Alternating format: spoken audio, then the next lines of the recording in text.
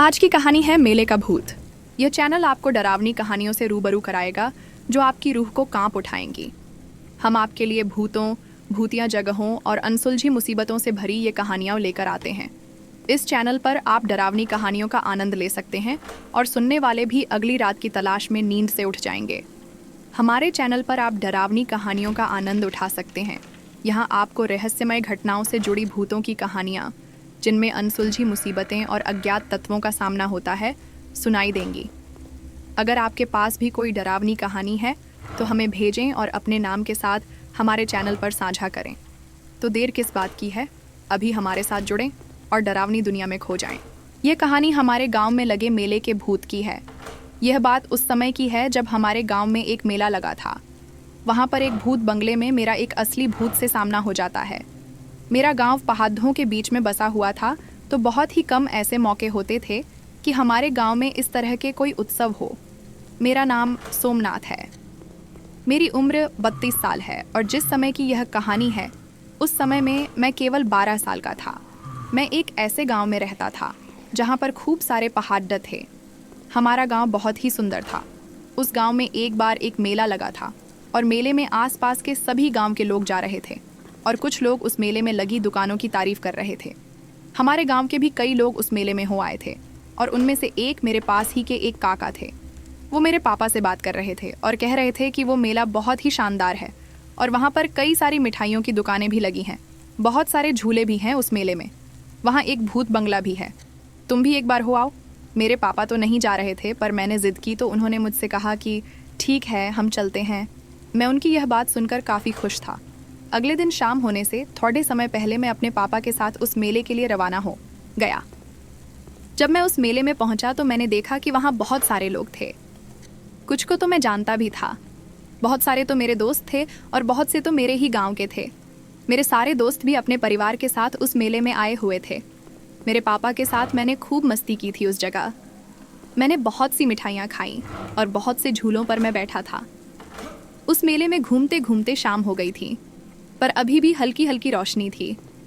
मैंने थोड़ी सी दूरी पर बने उस भूत बंगले को देखा, जिसके बारे में पिछले दिन काका बता रहे थे। मैं अपने पापा से जिद करने लगा कि पापा, मुझे भी इस भूत बंगले के अंदर जाना है। वैसे तो मेरे पापा ने मना कर दिया, पर उस भूत बंगले को चलाने वाले ने कहा कि साहब, यह इतना डरावना नहीं है कि इसमें छोटे बच्चे नहीं जा सकते। यह छोटे बच्चों के लिए बनाया गया है। आप चाहे तो अपने बेटे के साथ इसके अंदर जा सकते हैं। मेरे पापा ने भी सोचा कि चलो ठीक है, और उन्होंने 2 टिकट खरीदे और वो उस भूत बंगले के अंदर मेरे साथ चले गए। वह भूत बंगला इतना डरावना नहीं था जितना कि होना चाहिए था। वह भूत बंगला मेरे पापा के लिए इतना डरावना नहीं था, पर मेरे जैसे एक बच्चे के लिए वो काफ़ी डरावना था। मैं जब अंदर गया था तो मैंने देखा कि वहाँ बहुत सारे ऐसे सामान रखे थे जिन्हें देखकर बच्चे काफ़ी डरते हैं, जैसे कि कंकाल, खून से भरा हुआ फव्वारा, मकद्दी के जाले, डरवाने जानवर आदि। मुझे सबसे ज़्यादा डर तो उस भूत बंगले में से जो आवाज़ आ रही थी उससे लग रहा था। वो आवाज़ काफ़ी भयानक थी और वो आवाज़ मुझे आज भी याद है। मैं बस आपको बता नहीं सकता कि वो आवाज़ कैसी थी। थोड़ी देर बाद हम उस भूत बंगले के आखिरी छोर पर आ चुके थे। तभी मुझे अपने पीछे से एक ऐसी आवाज़ आई जो तब आती है जब कोई बड़ी सी बॉल ज़मीन से टकराती हो। मैंने पीछे मुड़कर देखा तो मुझे एक काले कपड़ों में एक आदमी दिखाई दिया, जिसे देखकर मैं काफ़ी डर गया था। वो जो कोई भी था, उसका पूरा शरीर काला और अजीब से कपड़ों से ढका था। वे कपड़े काले रंग के थे, उसकी आंखें लाल थीं और उसके 2 बड्ढे दांत थे। वो मुझे देखकर हंस रहा था। उसकी हंसी बड़ी ही भयानक थी और उसके मुंह से उसके भयानक दांत दिखाई दे रहे थे। उसके हाथों में वो बॉल थी और वो उसे अपने दोनों हाथों से पकड़े हुए था। उसके हाथों के नाखून काफ़ी बड्ढे और पैने थे। वो मुझे अपनी ओर बुला रहा था।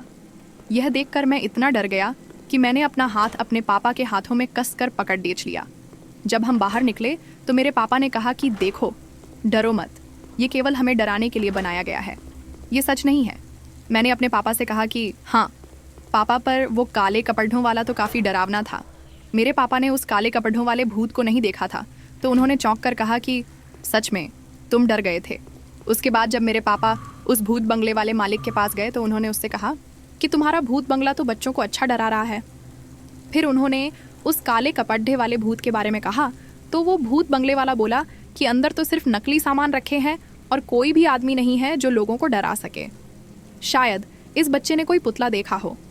मेरे पापा भी बोले कि हाँ, हो सकता है। फिर उसके बाद हम घर वापस लौट आए।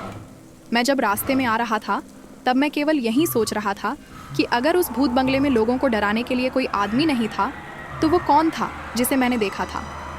वो पक्के से कोई पुतला तो नहीं था। वो मुझे अपनी ओर बुला रहा था।